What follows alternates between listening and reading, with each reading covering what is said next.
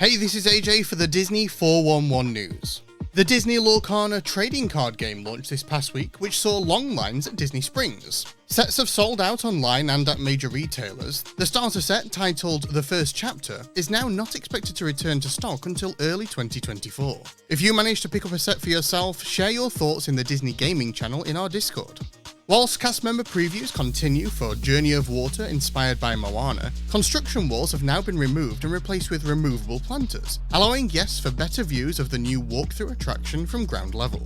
In response to both Hurricane Idalia and the slow season at the parks, Disney Genie has hit its lowest price since the introduction of adaptive pricing. Some individual parks have been priced at $15 per person per day, whilst others, including the Park Hopper version, have been priced at $20 per person per day.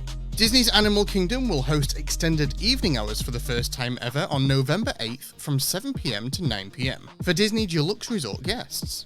Ticketless packages with Disney Dining Plan are now available to book for stays beginning January 9th, 2024. The change will accommodate for guests who have booked back-to-back reservations at different resorts, allowing for them to add room and dining plan without having to add tickets to their package. Following the final D23 presentation on September 9th, titled EPCOT Always in a State of Becoming, all Destination D23 event attendees are invited to a special Evening at EPCOT event, which promises for special surprises.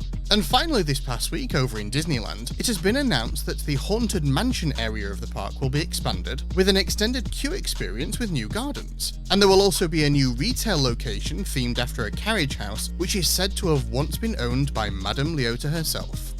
And that's it for your 411 quick take today. Head over to the Sorcerer Radio Discord at srsounds.com/Discord to chat along and keep up with the latest news.